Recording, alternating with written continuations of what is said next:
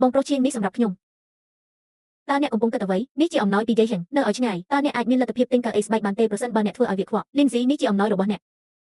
ឆ្នាំនេះខ្ញុំបានលក់អាផាតមិនធំចំនួន50តែម្នាក់ឯងបានជួយក្រុមហ៊ុនឲ្យរកប្រាក់ចំណេញសុទ្ធបានជាង4លានដុល្លារអ្នកទើបតែឲ្យខ្ញុំនៅសល់ស្គូទៅអគិសនីដែលខូចមួយលៀនដងគួរតែដឹងខុសដឹងត្រូវបើមិនមែនដោយសារ Jason ឲ្យអ្នកញ៉ាំអាហារមួយខាំទេអ្នកមិនអាចជិះស្គូទៅអគិសនីដ៏អន់នេះបានទេខ្ញុំនឹងទទួលយកអំណោយនេះបងប្រុសជាងអ្នកញៀននឹងការហាត់ប្រាណអ្នកអាចជ្រើសរើសការដ្ឋានសំណងដោយខ្លួនឯងចាប់ពីថ្ងៃស្អែកទៅខ្ញុំលែងទ្រាំនឹងរឿងនេះទៀតហើយខ្ញុំក៏ងាកក្រោយដើរត្រឡប់ទៅផ្ទះវិញព្រឹងទ្វារសុវត្ថិភាពដែលកំពុងតែប្រេះស្រាំបើកឡើងក្លិនក្រអូបឈ្ងុយឆ្ងាញ់នៃស៊ុបឆ្អឹងជំនីជ្រូកបានបក់មករកអ្នកភ្លៀងរដូវរងានៅខាងក្រៅពិតជាត្រជាក់ខ្លាំងណាស់បន្ទប់ជួលចាស់ទ្រុឌទ្រោមទំហំ60ម៉ែត្រការ៉េវាពិតជាកក់ក្ដៅក្នុងចិត្តណាស់រហូតដល់ធ្វើឲ្យអ្នកចង់យំអូយកូនប្រុសខ្ញុំតើអ្នកសាមខ្លួនដោយរបៀបណាប្រញាប់ឡើងហើយដោះសម្លៀកបំពាក់ដែលអ្នកកំពុងសាកល្បងពាក់ចេញម្ដាយបានយំដោយឈឺចាប់ក្នុងចិត្តគាត់ឆក់យកអាវភ្លៀងដែលប្រឡាក់ដោយភក់របស់ខ្ញុំប៉ារបស់ខ្ញុំកំពុងអង្គុយលើសាឡុងកំពុងសម្លៀងកាំបិតពុយមាសហើយបានឃើញខ្ញុំមើលទៅហាក់ដូចជាញញៃគាត់បានគប់កណ្ដាប់ដៃរបស់គាត់ទៅលើតុដោយកំហឹងសំបីតែភ្លៀងធ្លាក់ខ្លាំងក៏ដោយចៅជាងជនពៀននោះមិនទាំងយកសាត្រាស្លឹករឹតតាមឡានផងអំណោយនេះធ្វើឲ្យគាត់រកលុយបានច្រើននៅឆ្នាំនេះមកផឹកស៊ុបគ្នាក្ដៅមួយចាននេះមើលអ្នកមានក្រពះមិនល្អគុំទប់ដង្ហើមរបស់អ្នកណានអាយុ5ឆ្នាំកំពុងស្លៀកអាវកេងប្រភេទ Pelling រត់ដោយជើងទេគាត់ចាប់ជើងខ្ញុំប៉ានឹងយាយលើកមុខតូចឡើងខ្ញុំរងចាំប៉ាត្រឡប់មកផ្ទះញ៉ាំអាហារពេលល្ងាចហើយយាយស្ងោឆ្អឹងជំនីជ្រូកខ្ញុំមិនបានញ៉ាំមួយដុំទេប្រពន្ធខ្ញុំបានសម្ងួតសក់ខ្ញុំដោយកន្សែងដឹងយ៉ាងច្បាស់ថាមានអ្វីមួយខុសប្រក្រតីជាមួយអារម្មណ៍របស់ខ្ញុំគាត់លែងស្វាគមន៍មនុស្សដែលស្នាមញឹមនៅពេលពួកគេចូលបន្ទប់ទៀតហើយមានរឿងអ្វីជាមួយប្តីខ្ញុំមានអ្វីមួយខុសប្រក្រតីនៅក្នុងកិច្ចប្រជុំប្រចាំឆ្នាំពេលក្រឡេកមើលសាច់ញាតិជិតបំផុតទាំង4របស់ខ្ញុំមិនឃើញអ្វីក្រៅពីពួកគេទេការខកចិត្តនិងការឈឺចាប់ក្នុងចិត្តទាំងអស់បានប្រែក្លាយទៅជាអារម្មណ៍ឈឺចាប់នៅក្នុងច្រមុះរបស់ខ្ញុំបានដកដង្ហើមវែងខ្ញុំស្រែកដាក់យ៉ាវឆេងថាតើជនពាវនោះនឹងឲ្យលុយអ្នកប៉ុន្មានប្រាក់រង្វាន់ចុងឆ្នាំ50,000នៅឆ្នាំនេះប្រាក់ចំណេញសុទ្ធចំនួន4លានយ៉នរបស់ក្រុមហ៊ុនគឺសម្រេចបានទាំងអស់តាមរយៈការខិតខំប្រឹងប្រែងរបស់ខ្ញុំចៅជាងបានឲ្យឡានទំនើបមួយគ្រឿងដល់វ៉ាងលីដែលមានតម្លៃរាប់លានដុល្លារបោះឆៅមួយមកខ្ញុំកូនសោរយន្តអគ្គិសនីចាស់វាស័ក្តិសមបំផុតសម្រាប់ខ្ញុំដែលជាជាងអែបចុយលៀមមកស្អុយរបស់ឯងទៅកូនប្រុសរបស់ខ្ញុំបានបញ្ចប់ការសិក្សាពីសាកលវិទ្យាល័យដ៏មានកិត្យានុភាពមួយជំនាញផ្នែកសិល្បៈបរិស្ថាននិស្សិតបញ្ចប់ការសិក្សាដែលមានសមិទ្ធផលខ្ពស់ពីផ្នែករចនាប្រសិនបើមិនមែនសម្រាប់ព្យាបាលជំងឺម្ដាយរបស់អ្នកនៅពេលនោះទេដើម្បីសងបំណុលសម្រាប់គ្រួសារនេះឲ្យបានឆាប់តាមដែលអាចធ្វើទៅបានអ្នកអាចបន្ទាបខ្លួនហើយខ្លាចជាអ្នកត្រួតពិនិត្យរបស់គាត់តើលោកយ៉ាវឆេងគិតថាគាត់ជានរណាអន្តរការីម្នាក់ដែលមិនអាចយកសម្ដីតែគំរូវាក៏អាចត្រូវបានប្រើជាទម្រង់នៃការដាក់ទុនកម្មផងដែរកូនប្រុសរបស់ខ្ញុំមិនព្រមធ្វើវាទេខ្ញុំមិនគួរទ្រាំទ្រនឹងការអាម៉ាស់របស់គាត់យូរមកហើយទេកូនប្រុសទោះបីខ្ញុំប្រមូលសំណល់អេតចាយក៏ដោយខ្ញុំមិនទុកឲ្យអ្នករងទុក្ខដោយអយុត្តិធម៌ឡើយយើងមានដៃមានជើងហេតុអ្វីយើងត្រូវចាត់ទុកថាយើងអន់ជាងពួកគេមិនបានស្ដីបន្ទោសខ្ញុំចំពោះការបាត់បង់ការងារដោយមិនដឹងខ្លួននោះទេគ្មាននរណាម្នាក់អូនក្អែអំពីថ្លៃជួលផ្ទះខែក្រោយទេគ្មានសមាជិកគ្រួសារណាម្នាក់សួរថាត្រូវធ្វើអ្វីបន្ទាប់ទេមនុស្សគ្រប់គ្នាខឹងសម្បាជំនួសខ្ញុំស៊ូមីនមិនបាននិយាយអ្វីទាំងអស់ងាកមកគាត់ក៏ដើរចូលទៅក្នុងបន្ទប់គេងគាត់បានចេញមកមួយសន្ទុះក្រោយមកកាន់កាតធនាគារវាត្រូវបានទះដោយផ្ទាល់ទៅលើតុបរិភោគអាហារស្វាមីឲ្យនេះជាវិកលបទទួលភ្ញៀវក្រោយពីឈប់សម្រាកពីការងាររបស់ខ្ញុំក្នុងរយៈពេល2ឆ្នាំកន្លងមកសន្សំបាន80,000 យ៉នពីការធ្វើសិប្បកម្មស៊ូមីនសម្លឹងមកខ្ញុំដោយយកចិត្តទុកដាក់គ្មានដាននៃភាពខ្មាស់អៀននៅក្នុងភ្នែកធំដ៏ស្រស់ស្អាតទាំងនោះទេ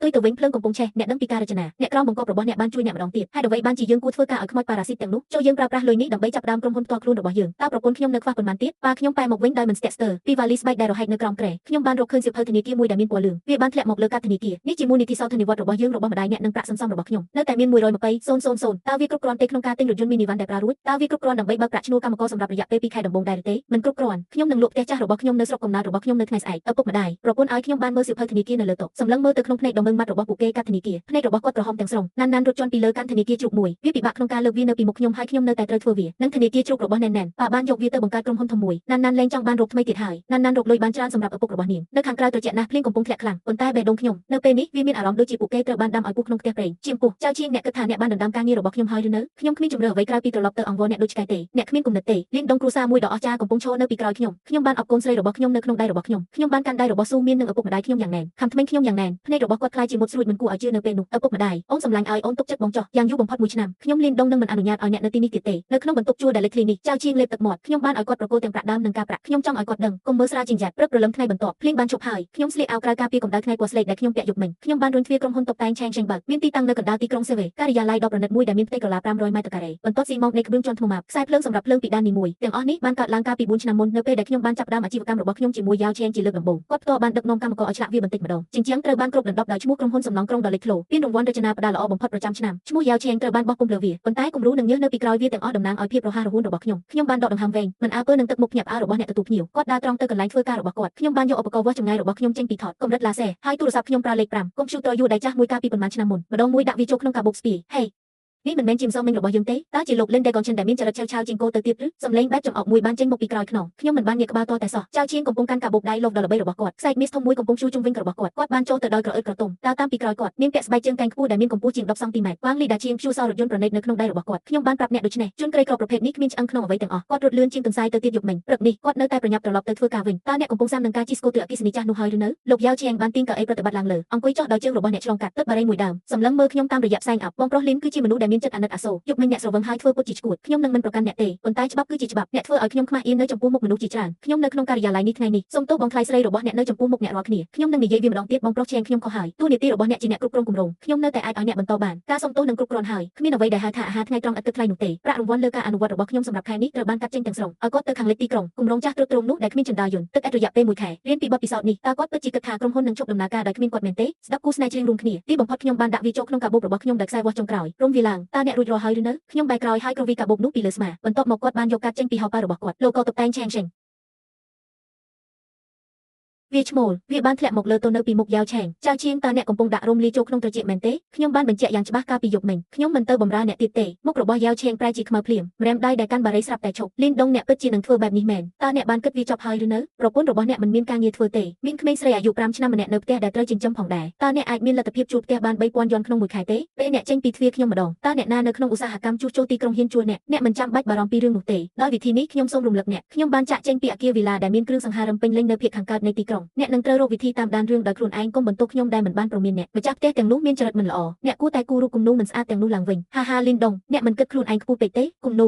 ខ្ញុំអាចទិញរបស់ទាំងនេះបានច្រើនក្នុងតម្លៃ$200តើអ្នកពិតជាគិតថាខ្ញុំរកលុយពីគំនូព្រៀងរបស់អ្នកមែនទេខ្ញុំបានពឹងផ្អែកលើការភ្ជាប់វាជាធនធានមួយអ្នកជាមេជីងអេបដ៏អាក្រក់ហើយហេតុអ្វីបានជាអ្នកឈ្មឹងឆ្មៃជាមួយខ្ញុំម្លេះនោះគឺជាដាសៀងមិនអើពើនឹងគាត់ហើយប្រាប់គាត់ឲ្យវង្វេងកង្កែបជើងពីរពិបាករកណាស់មានអ្នកគ្រប់គ្រងជាច្រើនដែលបងប្រាក់300,000យន់ក្នុងមួយខែខ្ញុំចង់ឃើញតើគាត់ទុកយើងឲ្យសុំទានឬឲ្យយើងរើសសំណល់អាហារមែនទេមិនអីទេយើងនឹងរងចាំមើលខ្ញុំខ្ជិលពេកមិនចង់ខ្ជះខ្ជាយពាក្យសម្ដីអ្វីបន្ថែមទៀតលើពួកគេទេគាត់បែរខ្លួនហើយដើរទៅរកទ្វារឈប់សិនលីនដុងអ្នកអាចចាក់ចេញបានប្រសិនបើអ្នកចង់ប៉ុន្តែខ្ញុំព្រមានអ្នកកម្មករដែលនៅក្រោមការបញ្ជារបស់អ្នកគឺជាទ្រព្យសកម្មរបស់ក្រុមហ៊ុនអ្នកហ៊ានប៉ះកម្មករម្នាក់របស់ខ្ញុំមែនទេខ្ញុំនឹងឲ្យនរណាម្នាក់នៅក្នុងពិភពក្រោមដីសម្រាប់អ្នកចៅជាងប្រហែលជាល្ងងប៉ុន្តែគាត់មិនមែនល្ងងទេគាត់ដឹងថាខ្ញុំបានធ្វើការនៅការដ្ឋានសំណង់អស់រយៈពេល4ឆ្នាំកន្លងមកហើយគាត់បានបរិភោគនិងរស់នៅជាមួយចៅវាយនាយទាំងនោះមានកិច្ចចានុភាពខ្ពស់រដូវកាលរីកចិត្តមកដល់ហើយការងារនឹងចាប់ផ្ដើមឡើងវិញគាត់ខ្លាចខ្ញុំនឹងយកគាត់ទៅឆ្ងាយខ្ញុំឈប់ហើយងាកមកស្នាមញឹមចំអកបានរួញនៅជ្រុងបូមាត់របស់គាត់កម្មកររបស់អ្នកលោកយ៉ាវឆេងតើវាមានរយៈពេលប៉ុន្មានហើយចាប់តាំងពីអ្នកបានទៅទស្សនាការដ្ឋានសំណង់លើកចុងក្រោយតើអ្នកអាចដាក់ឈ្មោះកម្មករបានប៉ុន្មានអ្នកតើអ្នកគិតថាពួកគេគ្រាន់តែឲ្យលុយអ្នកមែនទេឬមួយក៏ជាមនុស្សរបស់លោក Ren Wollendong ខ្ញុំទាញទូរស័ព្ទចេញពីហោប៉ៅភ្លាមចុចប៊ូតុងឧបករណ៍បំពងសំឡេងខ្ញុំបានចុចលេខទូរស័ព្ទរបស់ Lally ដែលជាប្រធានក្រុមទឹកនិងអគ្គិសនី Hey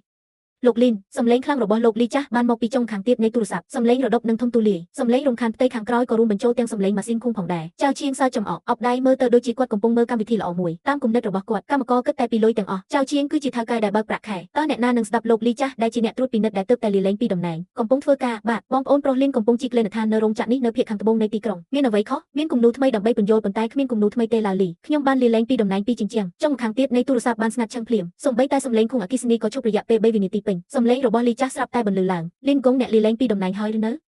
អ្នកកំពុងលេងសើចនឹងខ្ញុំមែនទេអ្នកគឺជាអ្នកដែលបានកាន់កាប់ទីលានទាំង50សម្រាប់ថេងឆេងបើលោកលាលែងពីតំណែងតើយើងនឹងយកដំបូន្មានរបស់អ្នកណាខ្ញុំបានសម្លឹងមើលទៅយ៉ាវឆេងដែលទឹកមុខរបស់គាត់មានការសោកស្ដាយបន្តិចគាត់បានបន្តថាខ្ញុំមិននិយាយលេងទេឡាវលីខ្ញុំមានគម្រោងទៅតែម្នាក់ឯងប្រាប់បងប្អូនរបស់អ្នកចាប់ពីពេលនេះទៅអ្នកនឹងរស់នៅជីវិតដ៏រឹងមាំលោកគ្រូលីនលោកគ្រូមិនចាំបាច់និយាយអ្វីទៀតទេខ្ញុំនិយាយមុនពេលខ្ញុំអាចនិយាយចប់លីចាស់បានរំខានខ្ញុំដោយផ្ទាល់ដោយនិយាយថាគឺវាពិតជាអស្ចារ្យណាស់ដែលអ្នកទៅតែម្នាក់ឯងទេអីយ៉ា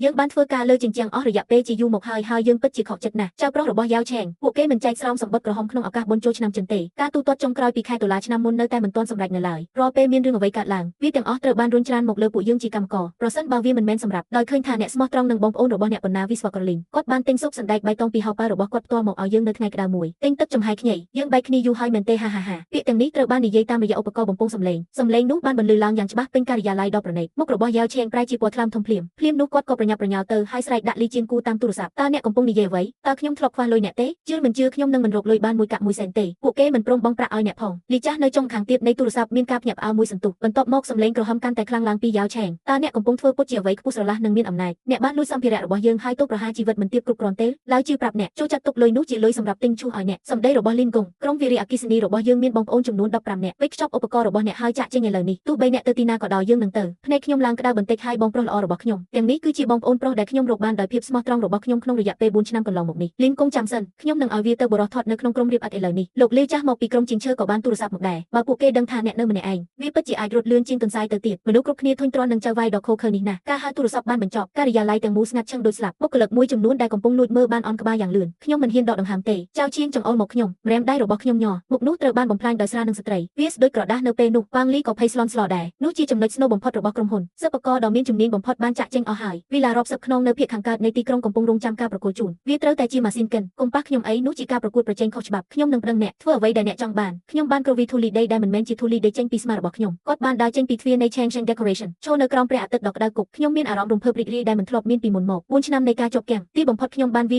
ដោយដៃរបស់ខ្ញុំផ្ទាល់ទូរស័ព្ទរបស់ខ្ញុំញ័រនៅក្នុងហោប៉ៅរបស់ខ្ញុំវាជាទីតាំងវេឆាតដែលបានផ្ញើដោយភរិយារបស់គាត់គឺលោកស្រីស៊ឺមែនស្វាមីខ្ញុំបានមកដល់ច្រកទ្វារខាងត្បូងនៃផ្សារសម្ភារៈសំណង់ខ្ញុំបានរកឃើញចំណុចចាប់ផ្ដើមថ្មីរបស់យើងហើយខ្ញុំបានហៅតាក់ស៊ីមួយឆ្ពោះទៅមុខត្រង់ទៅផ្សារសម្ភារៈសំណង់ខ្ញុំបានឃើញស៊ូមានភ្លាមនៅពេលដែលខ្ញុំចុះពីឡានក្រុងស្លៀកអាវធំពណ៌ថ្នប់ខ្ចីស្អាតនិងស្រស់ស្រាយគាត់បានគ្រវីដៃឲ្យខ្ញុំពីមុខហាងមួយដែលបែរមុខទៅផ្លូវប៉ារបស់ខ្ញុំកំពុងឈរក្បែរគាត់ប៉ារបស់ខ្ញុំកំពុងកាន់ខ្សែវាស់មួយហើយចង្អុលវាទៅមាត់ទ្វារហាងមិនធំទេបន្ថែមស្រទាប់ពីរវាមានទំហំ5-400ម៉ែត្រការ៉េគាត់ធ្លាប់លក់ក្បឿងវានៅតែញ៉ៃញ៉ៃបន្តិចនៅខាងក្នុងប៉ុន្តែទីតាំងគឺល្អឥតខ្ចោះនៅចំណុចប្រសពនៃទីផ្សារសម្ភារៈសំណង់ទាំងមូលស្វាមីឲ្យមើលខ្ញុំប្រញាប់ទៅហាងនេះតាំងពីព្រឹកព្រលឹមថៅកែត្រូវការជួលបន្ទាន់ថ្លៃជួលប្រចាំឆ្នាំគឺត្រឹមតែ$60,000ប៉ុណ្ណោះខ្ញុំបានប្រើលុយរបស់យើងដើម្បីចុះកិច្ចសន្យារយៈពេល2ឆ្នាំដោយផ្ទាល់ជាន់ក្រោមបម្រើជាកន្លែងទទួលភ្ញៀវនិងជ្រើសរើសសម្ភារៈចុះបើធ្វើស្ទូឌីយោរចនារបស់អ្នកនៅជាន់លើវិញសម្លឹងមើលច្រមុះរបស់ស៊ូមានដែលឡើងក្រហមដោយសារភាពត្រជាក់ការជិះចាប់មួយបានផុសឡើងក្នុងចិត្តខ្ញុំថាមពលគ្មានទីបញ្ចប់បានលេចចេញមកម្ដងទៀតនេះជាការគ្រប់គ្រងរបស់ខ្ញុំ